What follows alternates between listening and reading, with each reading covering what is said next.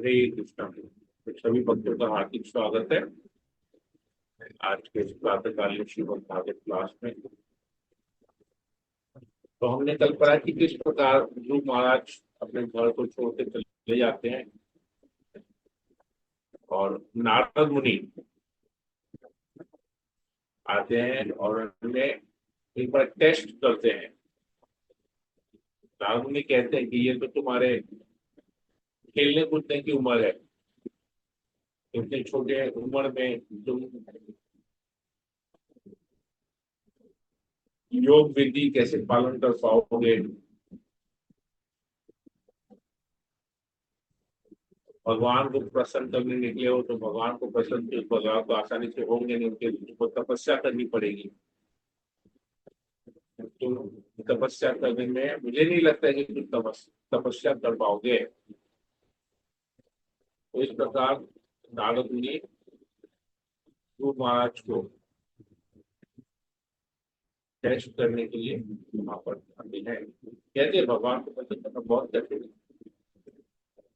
तो हमने बड़ा तात्पर्य में किस प्रकार प्रभुपाद जी लिखते हैं कि भगवान को प्रसन्न करना जितना आसान है उतना कठिन भी है और साथ ही साथ कठिन भी है। सरल क्यों है? जो व्यक्ति निष्ठावान है, दृढ़ संकल्प किया है, उसके लिए भगवान को प्रसन्न कर पाना बहुत सरल है। भक्ति की विधि पालन करना बहुत सरल है। और जो निष्ठावान नहीं है, जो लोग डावाडोल करते रहते हैं, जो अनसर्टेन है, जिनका मन हमेशा विचलित रहता है, उन लोगों के लिए भक्ति कर पाना बहुत कठिन है। क्योंकि वो भक्ति के विधि विधान नियम को सीरियसली लेते नहीं है लाइफ में। जैसे हमारे प्रभुपाद जी बोल के गए कि 16 माला जप करो, 4 नियम पालन करो। 4 नियमों में एक नियम आता है कि मांसाहार नहीं करना, अर्थात केवल प्रसाद खाना। उसमें लहसुन प्याज भी छूट जाती है क्योंकि तामसिक है। फिर 4 नियमों में एक नियम और आता है कि नशा नहीं करना, चाय कॉफी बीड़ी सिगरेट तंबाकू पान ये सब नहीं, इन सब का सेवन नहीं। तो लोग कहते हैं कि क्या लहसुन प्याज छोड़ने से कृष्ण मिलेंगे क्या? चाय कॉफी छोड़ने से या कृष्ण मिलेंगे क्या? तो ये तुरंत साधारणतः ये तुरंत ऐसे लोगों का प्रश्न उठ जाता है।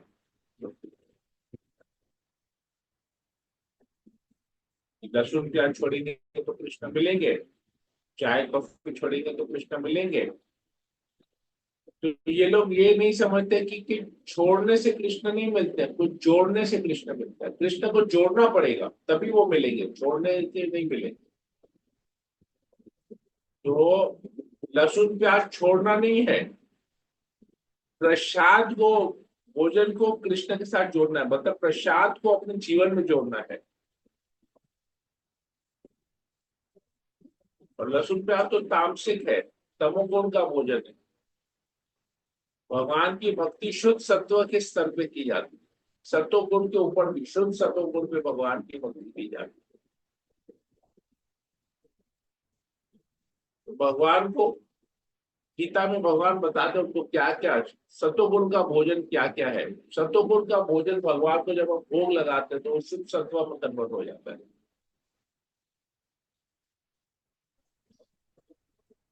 भगवान को क्या भोग लगाना है, गीता में भगवान स्वयं बताते हैं।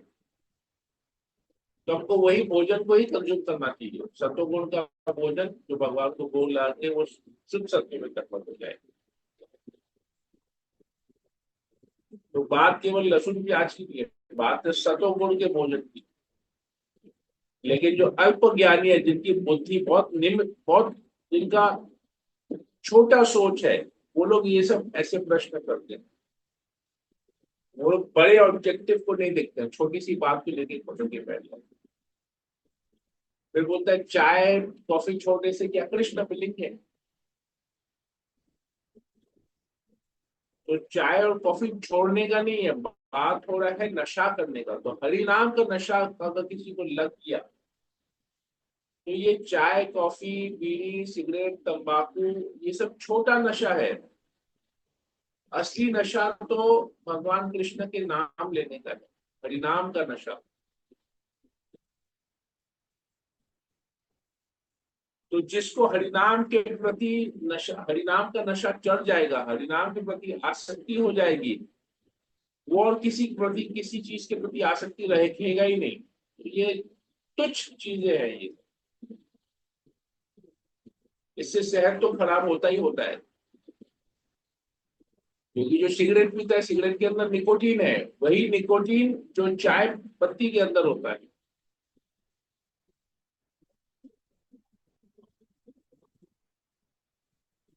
शराब तो ऐसी ही वर्जित है, कि वो शराब पिएंगे तो इंसान का दिमाग खराब होता है। शरीर तो खराब होता ही होता है, दिमाग भी खराब होता है, नशा करता है। तो ये सब बात है, बहुत सरल है भक्ति, पर हम उसको इतना कॉम्प्लिकेटेड बना देते हैं, इतना कठिन बना देते हैं। क्यों? क्योंकि हम खुद निष्ठावान नहीं है।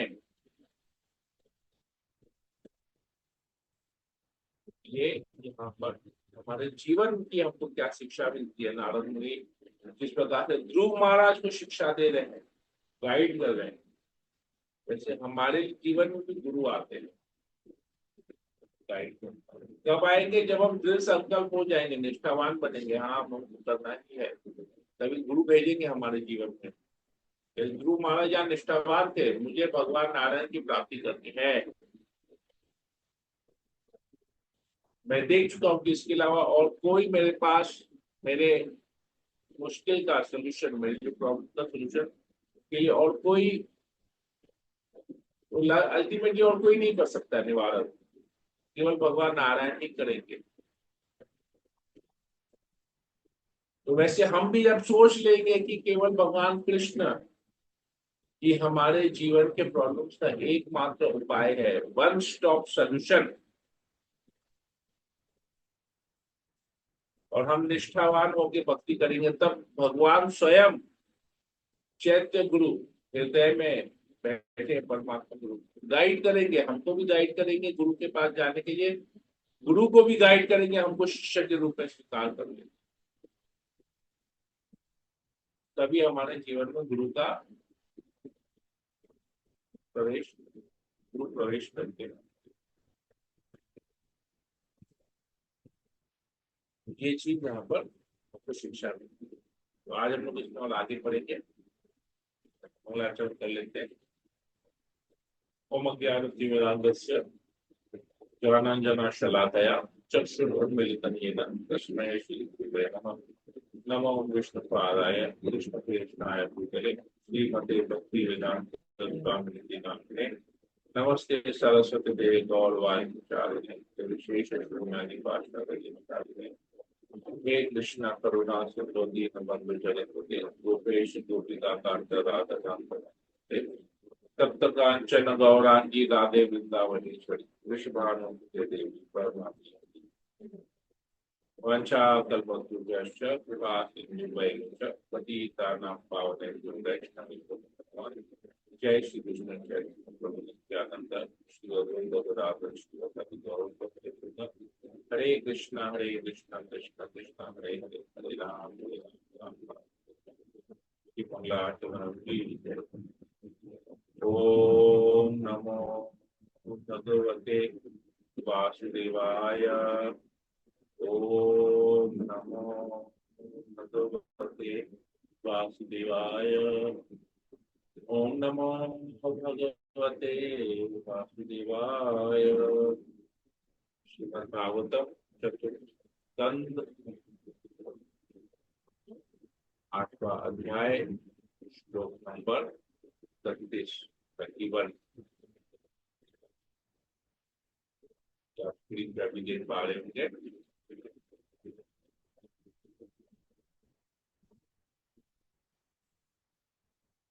नारद मुनि ने आगे बताया, अनेकानेक जन्मों तक इस विधि का पालन करते हुए तथा भौतिक कलमश से विरत रहकर अपने को निरंतर समाधि में रखकर और विभिन्न प्रकार की तपस्याएं करके अनेक योगी ईश्वर साक्षात्कार के मार्ग का पार नहीं पा सके। तो यहाँ पर बहुत कठिन टेस्ट ले रहे हैं। नारद मुनि बोल रहे हैं कि अनेक अनेक जन्म, तुम एक छोटे से बालक हो, जन्मों तक योगी तपस्या की है, लेकिन वो भी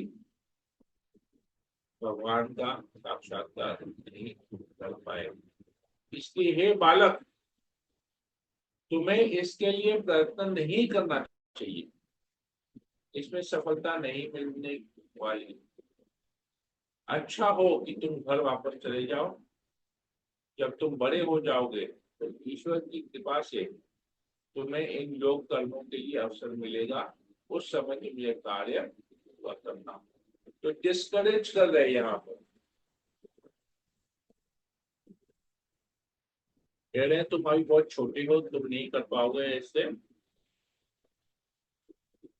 इस प्रकार की तपस्या तुम नहीं कर पाओगे, तुम अभी घर चले जाओ। जब तुम बड़े होगे, भगवान की विशेष कुछ कृपा होगी तो तुम फिर इस तपस्या को, योग साधना को कर पाओगे, नहीं तो नहीं। देखिए, तो योग साधना भी करना भी भगवान की कृपा है, तभी हम योग साधना कर पा रहे। तो आज हम लोग जो साधना कर पा रहे हैं, तो हमें भक्तों का संग मिल रहा है, हम जप कर पा रहे हैं, हम भागवत पढ़ पा रहे हैं, सुन पा रहे हैं, समझ पा रहे हैं, अपने जीवन को उसको उतार पा रहे हैं। तो ये सब भगवान की कृपा ऑलरेडी है, तभी हम इस योग साधना को कर पा रहे हैं। ये साधना भक्ति जो हम कर रहे हैं, ये भगवान की कृपा है, इसलिए कर पा रहे हैं। ऐसा नहीं कि भगवान की कृपा नहीं है, भगवान की कृपा पाने के लिए साधना करना नहीं, भगवान की कृपा ऑलरेडी है, तभी हम साधना कर पा रहे हैं। ये बस एक समय का, सही समय का हम इंतजार करें कि जब भगवान का साक्षात्कार हमको होगा। फिलहाल तो साधना ही करना है। तो इस संदर्भ में एक बहुत सुंदर एग्जाम्पल आता है, क्योंकि आज रामनवमी है। तो देखिए कितना, मतलब एक ऐसा संजोग है कि रामनवमी है और हम लोग भगवान, और ये एग्जाम्पल जो देख रहे हैं नारद मुनि और ध्रुव महाराज के बीच में, तो इसमें एक, मुझे भगवान रामचंद्र के लीलाओं में से एक कथन याद आ गया। इसी बहाने चलिए भगवान रामचंद्र की स्तुति की हो जाएगी रामनवमी के शुभ अवसर पर। तो शबरी, हम जानते हैं कि शबरी बहुत साधारण, एक बहुत साधारण स्त्री थी। तो उसे, वो वैष्णव सेवा करती थी। कैसे वैष्णव सेवा करती थी? प्रतिदिन सुबह उठकर, या कहा जाए रात को 2 बजे उठ के वो पूरे मार्ग पे, जहाँ पर सभी ऋषि मुनि रहते थे, और वो प्रतिदिन भोर ब्रह्म मुहूर्त में नदी में स्नान करने जाते थे। तो रोज सुबह उठ के ना पूरे रास्ते से ना कांटे हटाती थी, झाड़ू मारती थी रात को, ताकि वहां पर ऋषि मुनि को अपनी साधना करने में कोई दिक्कत नहीं हो, तपस्या करने में कोई दिक्कत नहीं हो। स्नान करते थे, वहां से पानी भर के लाते थे, यज्ञ करते थे। तो एक बार देखा कि सभी लोग हैरान हो गए कि ये रोज सुबह रास्ता साफ कैसे मिल रहा है, कौन है जो ये कर रहा है। कि जंगल है, तो जंगल में दिन भर में तो बहुत सारे पत्ते गिरते हैं पेड़ में से। तो उन्होंने एक रात को ऐसे छुप कर देखा, था तो देखा कि शबरी कर रही है ये, तो उन्हें लगा अरे ये इतनी नीच जाति की औरत है, ये कर रही, तो हमारे तो सारे जितने भी यज्ञ हमने किए ये सब कुछ अपवित्र हो गया इस नीच जाति की औरत की वजह से। तो सबने शबरी को कोसा।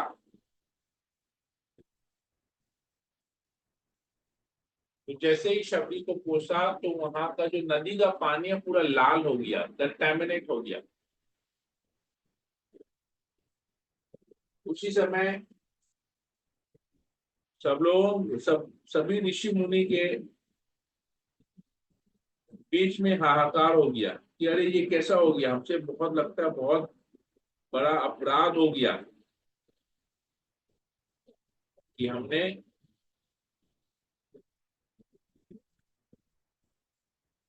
शबरी को इस प्रकार कहा। तो वहां पर महर्षि मतंग मतंग ऋषि थे जो इन सबके गुरु थे।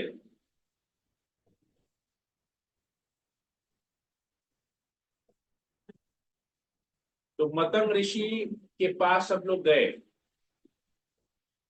और बोले कि ऋषि, हे ऋषिवर, ऐसा ऐसा हो गया है, अब हम तो यज्ञ नहीं कर पाएंगे कि पानी ऐसा हो गया। तो मतंग ऋषि ने कहा कि तुम लोगों ने शबरी के चरणों में अपराध किया, तुम लोग जाके शबरी से क्षमा मांगो तो सब कुछ ठीक हो जाएगा। तो शबरी से क्षमा मांगते हैं और वापस जैसा वातावरण होता है वैसा हो गया। ऐसा कहकर मतंग ऋषि फिर शबरी को आशीर्वाद दिए कि तुम यहीं पर ही रहो, मैं छोड़ के जा रहा हूँ इस जगह को, हम लोग सारे ऋषि मुनि भी इस जगह को छोड़ के जा रहे हैं। अभी हम लोग दूसरी जगह जाएंगे, दूसरी जगह जाके वहां पर कुटिया बना के वहां पर तपस्या करेंगे, यज्ञ करेंगे, तुम पर यहीं पर ही रहना। और एक दिन प्रभु श्री राम आएंगे और तुम्हें साक्षात दर्शन देंगे, तुमको यहीं पर ही रहना। तो शबरी क्या की, उन्होंने गुरुदेव की आज्ञा का पालन किया और गुरु की वाणी को अपने जीवन का लक्ष्य बना। वो प्रतिदिन सुबह उठती थी, पूरे घर का, अपने पूरे आश्रम का, मतंग ऋषि के आश्रम में वो रहती थी, पूरे आश्रम को वो रोज प्रतिदिन साफ सफाई करती थी, सारे फूल तोड़ के लाके फूलों से सजाती थी और प्रतिदिन फल तोड़ के लाते थे कि आज हमारे प्रभु श्री रामचंद्र आएंगे और मेरी ये सेवा को स्वीकार करेंगे। तो पूरा दिन ऐसे निकल जाता था इंतजार में, सुबह निकल जाता था तैयारी करने में, पूरा दिन निकल जाता था इंतजार में, परंतु भगवान रामचंद्र नहीं है। शबरी ने क्या किया, अगले दिन पिछले दिन के कंपैरिजन में और ज्यादा उत्साह से ये किया। वापस से भोर में उठ के पूरे घर की सफाई की, नदी से पानी भर के लाती थी, पूरे घर में वो धोती थी, जंगल से फूल तोड़ के लाती थी, पूरे पूरे से फूलों का एक आसन बनाती थी भगवान के लिए, भगवान की पूजा करने के साथ सामग्री सब तैयार करती थी, भगवान के लिए प्रसाद, ये भोग, पूरा थाली रेडी करती थी फलों से भरा हुआ। फिर भी भगवान नहीं है, उस दिन भी नहीं है। ऐसी करते कि प्रतिदिन वो किसी भी दिन डिस्करेज नहीं हुई, उनका उत्साह दिन प्रतिदिन बढ़ते गया। और जैसा कि हम सब जानते हैं, फाइनली एक दिन ऐसा आया जब प्रभु रामचंद्र अपने भाई लक्ष्मण के साथ वहां पर आए और शबरी की सारी सेवाओं को स्वीकार किया।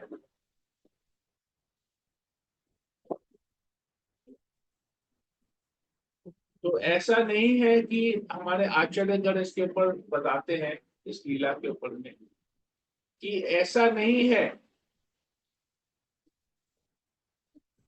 कि पहला दिन जब शबरी ने गुरु के पास, गुरु की कृपा और गुरु के आदेश का पालन करके जब उसने एक्सेप्ट किया, तो भगवान ने उसकी सेवा स्वीकार नहीं की, ऐसा नहीं है। भगवान प्रतिदिन शबरी का सेवा स्वीकार कर रहे थे। कैसे? भगवान सबके हृदय में परमात्मा के रूप में है, और परमात्मा हृदय में रहते रहते भगवान सबकी सेवा स्वीकार कर रहे हैं। भगवान देख रहे हैं कि वो कितने उत्साह से मेरी भक्ति कर रहा है, मेरे भक्ति करने में कितनी तीव्रता दिखा रहा है। तो करते करते करते करते जिस दिन शबरी एकदम परफेक्ट हो गई अपनी सेवा में, 100% परफेक्ट हो गई, उस दिन भगवान स्वयं, साक्षात भगवान उसके समक्ष प्रकट हुए और पर्सनली उनसे सेवा स्वीकार की। बाकी सब दिन परमात्मा के रूप में हृदय में रह के सेवा ग्रहण कर रहे थे।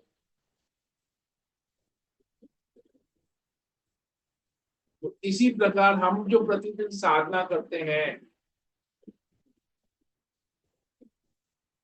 अगर गुरु के आदेश अनुसार हम साधना करते हैं, तो यहाँ पर गुरु के आज्ञा से, गुरु के आदेश अनुसार शबरी प्रतिदिन सेवा कर रही थी। तो ये उसकी साधना थी। प्रतिदिन उठना, झाड़ू लगाना, पूरा घर को धोना, फूलों से सजाना, फलों की थाली भगवान के लिए रेडी करना, ये उसकी साधना थी। क्यों? क्योंकि वो साधना उसके गुरु ने उसको बोला था करने के लिए। तो गुरु के मार्गदर्शन में उसने ये तपस्या की, ये साधना की, और साधना प्रतिदिन करते करते करते उत्साह से, हर एक दिन में उसका उत्साह बढ़ते गया। तो एक दिन फाइनली भगवान रामचंद्र स्वयं आए, साक्षात वहां प्रकट हुए और उससे सेवा स्वीकार की। तो हमें भी जब गुरु कहते हैं कि 16 माला जप करो, 4 नियम पालन करो, जब गुरु के आदेश अनुसार हम इस साधना को डेली करते हैं, प्रतिदिन उत्साह के साथ करते हैं, ऐसा नहीं कि अरे हफ्ता 10 दिन हो गए 16 माला किया है, आज छोड़ दो, आज रहने देते हैं, आज 10 माला करके छोड़ देते हैं, या आज 8 माला करके छोड़ देते हैं। प्रतिदिन तो प्रसाद खा ही रहे, चलो आज ना थोड़ा सा बाहर जाके ना घूम फिर के कुछ खा के आते हैं, नॉन प्रसाद खाते हैं। चलो यार एक बार चाय पी लेंगे, क्या फर्क पड़ता है, थोड़ी ना कुछ होगा, इतना दिन तो सब कुछ किए ही। ऐसा नहीं, ये तो उत्साह टूटना हुआ। उत्साह हुआ कि अरे आज हमने प्रसाद, आज और हम केवल प्रसाद ही खाएंगे, प्रसाद छोड़ के कुछ नहीं खाएंगे, ये हो गया उत्साह। कुछ भी हो जाए, प्रसाद छोड़ के तो कुछ नहीं खाएंगे। प्रसाद में भगवान की कृपा है, हम अपने आप को कैसे कृपा से वंचित करेंगे नॉन प्रसाद को लेके? नॉन प्रसाद तो पाप है, गीता के अनुसार नॉन प्रसाद पाप है, प्रसाद भगवान की कृपा है। तो प्रतिदिन अगर हम भी इसी उत्साह से भक्ति करेंगे, तो एक दिन ऐसा आएगा, क्योंकि गुरु ने बोला है करने के लिए। 16 माला जब तो 4 नियम पालन करो, भगवत धाम चले जाओ, भगवान के धाम, अपने घर वापस चले जाओ, go back home, back to Godhead. गुरु की कृपा से हम भगवान साक्षात प्रकट होंगे और हमें अपने साथ भगवत धाम लेके जाएंगे। इस प्रकार शबरी के समक्ष भगवान स्वयं प्रकट हुए, उसकी सेवा स्वीकार करके हमारे समक्ष भी भगवान प्रकट होंगे हमारी, और हमें लेके जाएंगे, सेवा, अपनी सेवा में लगाएंगे। ये चीज हमको यहाँ पर समझ में आ रही है। तो भगवान की कृपा होगी, एक दिन हम गुरु के गाइडेंस में रहेंगे, तो जरूर ऐसा दिन आए। आगे कहते हैं, मनुष्य को चाहिए कि जीवन की किसी भी अवस्था में, चाहे सुख हो या दुख, जो दैवी इच्छा भाग्य द्वारा प्रदत्त है, संतुष्ट रहे। जो मनुष्य इस प्रकार टिका रहता है, वह अज्ञान के अंधकार में वो बहुत सरलता से पार कर लेता है। तो बहुत जन मैं बोलते हैं भक्ति करेंगे ना तो जीवन में प्रॉब्लम बढ़ जाएंगे, कि भगवान तो हरि है, कृष्ण तो है हरि, सब कुछ हर लेते हैं, तो सब कुछ हर लेंगे, तुम्हारे सारे भौतिक संपत्ति को हर लेंगे, भौतिक सुख को हर लेंगे। गरीब बन जाओगे, भिखारी बन जाओगे, रास्ते पे आ जाओगे।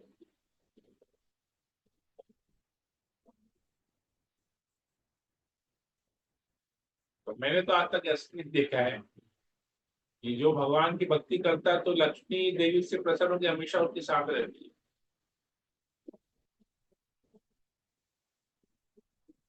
तो अंधकार को बहुत, अज्ञान के अंधकार को बहुत सरलता से पार कर जाते हैं जो इस प्रकार दृढ़ संकल्प से भगवान की भक्ति करता है, सुख या दुख में कभी विचलित नहीं होता और हमेशा संतुष्ट रहता है। तो प्रत्येक मनुष्य को इस प्रकार व्यवहार करना चाहिए। यदि वह अपने से अधिक योग्य व्यक्ति से मिले तो उसे अत्यधिक हर्षित होना चाहिए।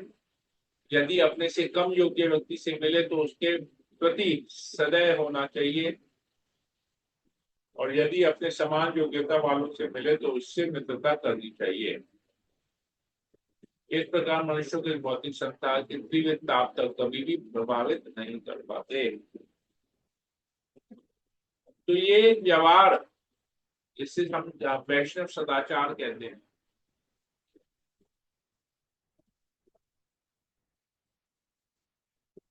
प्रेम मैत्री कृपा अपेक्षा यत् करोसी सब मध्यमा, ये मध्यम अधिकारी जो मध्यम स्तर के वैष्णव है, सेकंड कैटेगरी के, एक होता उत्तम भक्त, मध्य भक्त और कनिष्ठ भक्त। तो भक्ति के भक्तों में भी कैटेगरी होता है, उत्तम मध्य कनिष्ठ। First class, second class, third class devotee. First class मतलब उत्तम भक्त, सेकंड क्लास मतलब मध्यम भक्त, थर्ड क्लास मतलब कनिष्ठ भक्त। तो प्रभुपाद जी बोलते हैं, if you can not become a first class devotee, try to become second class, लेकिन थर्ड क्लास मत बनो। मतलब अगर तुम उत्तम भक्त नहीं बन पाते तो कम से कम मध्यम स्तर के भक्त बनो, कनिष्ठ भक्त मत बनो। तो मध्यम स्तर का जो भक्त है उसका डेफिनेशन भागवतम में ही आता है, हम आगे चल के पढ़ेंगे, उत्तम अधिकारी, मध्यम अधिकारी, कनिष्ठ अधिकारी। तो मध्यम अधिकारी आता है प्रेम मैत्री कृपा उपेक्षा यत् करोसी स मध्यमा। प्रेम करता है इनसे, अपने से सीनियर जो डिवोटी है उनसे प्रेम करता है। मैत्री, अपने से सेम लेवल के भक्तों से मित्रता करता है। कृपा, अपने से नीचे के लोगों के ऊपर कृपा करता है। यत् करोसी, इस प्रकार जो करता है वो मध्यम अधिकारी है, सेकंड क्लास। तो बहुबार बोलते हैं तो ये तो करना ही करना है, कम से कम इसके नीचे नहीं करना है। तो यही चीज, ये व्यवहार, यहाँ पर प्रत्येक मनुष्य को इस प्रकार व्यवहार करना चाहिए। तो नारद मुनि यह डेफिनेशन दे रहे हैं भक्ति का कि किस कैटेगरी का तुमको कम से कम इसके नीचे जाना ही नहीं है, ये तो तुमको करना ही करना है। ये करते करते तुम उत्तम बनो। तो अपने से अधिक योग्य व्यक्ति को देखकर हर्षित होना है। हर्षित होना मतलब प्रेम करना, उनसे आसक्ति रखनी है, सेवा करनी है। जैसे हम कैसे अपने परिवार वालों के से मिलते हैं, कैसे हर्षित होते हैं, कैसे उनकी सेवा करते हैं, इस प्रकार कम योग्य के व्यक्ति के ऊपर कृपा करनी चाहिए और सेम वाले के साथ मित्रता करनी चाहिए। ये यहाँ पर नारद मुनि बता रहे हैं कि भक्त का आचरण कैसा होना चाहिए। ध्रुव महाराज ने कहा, हे नारद जी, आपने मन को शांति प्राप्त करने के लिए कृपा पूर्वक जो भी कहा है वह ऐसे पुरुष के लिए निश्चय ही अत्यंत शिक्षाप्रद है जिसका हृदय सुख तथा दुख की भौतिक परिस्थितियों से चलायमान है। लेकिन जहां तक मेरा संबंध है, मैं तो अविद्या से प्रच्छन्न हूँ और इस प्रकार का दर्शन मेरे हृदय को स्पर्श नहीं कर पाता। तात्पर्य में रूपा जी लिखते हैं, मनुष्य की अनेक श्रेणियां हैं, इस एक श्रेणी अकामी कहलाता है। वह मनुष्य की है जिनकी कोई भौतिक आकांक्षा नहीं रहती। आकांक्षा चाहे भौतिक हो या दिव्य, वह तो रहती ही है।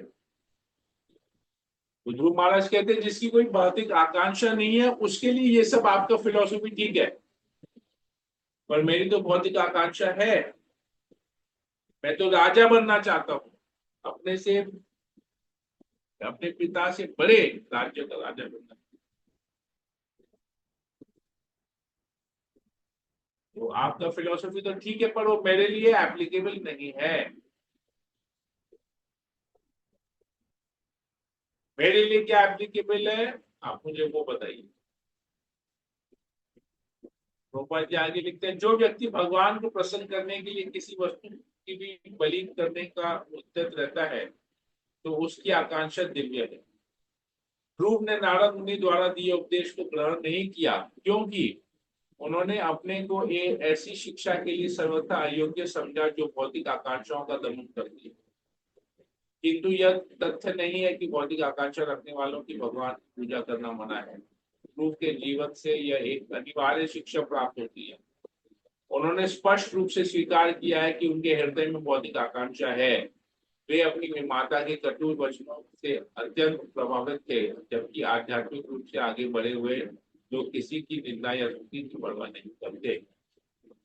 तो भौतिक इच्छा रखने वाले को भी भगवान के पास जाना चाहिए कि भगवान तो सृष्टा है सब चीज के, भगवान सोर्स है, भगवान आदि है।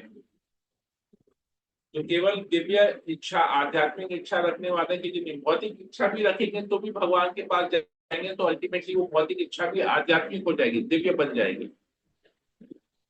ये चीज यहाँ पर प्रभुपाद जी हमको समझा रहे हैं। तो हमको भी अगर किसी प्रकार की भौतिक, ऐसा नहीं कि भौतिक इच्छा को खत्म कर देना है, अगर कोई भौतिक इच्छा है भी तो भी हमको भगवान की शरण में जाना चाहिए, ताकि हम आध्यात्मिक जीवन में फिर और उन्नत बन सके। भगवान की शरण में जाएंगे तो हमारी इच्छा का दोबारा है।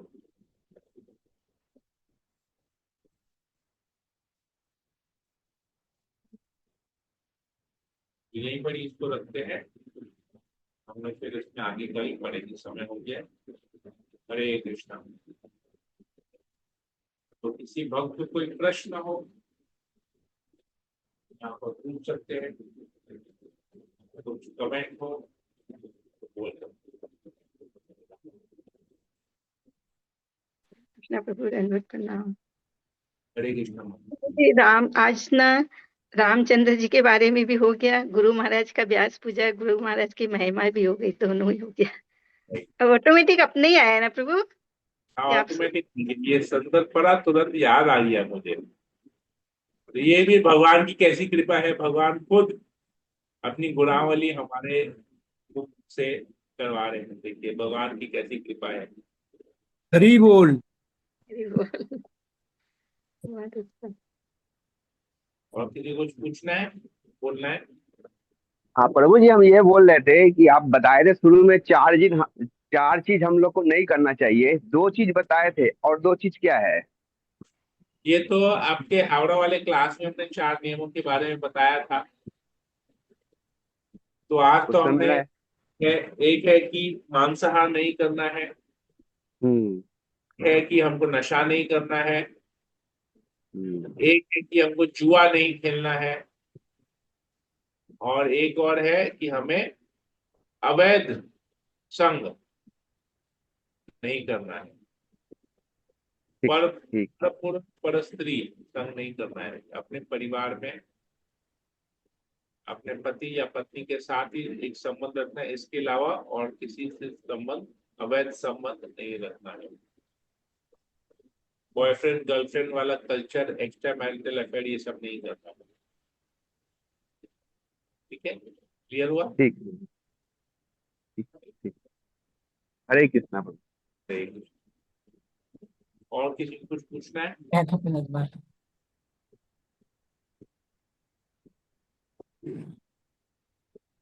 ठीक है, क्लियर है। सरिता जायसवाल माता जी कुछ पूछना है?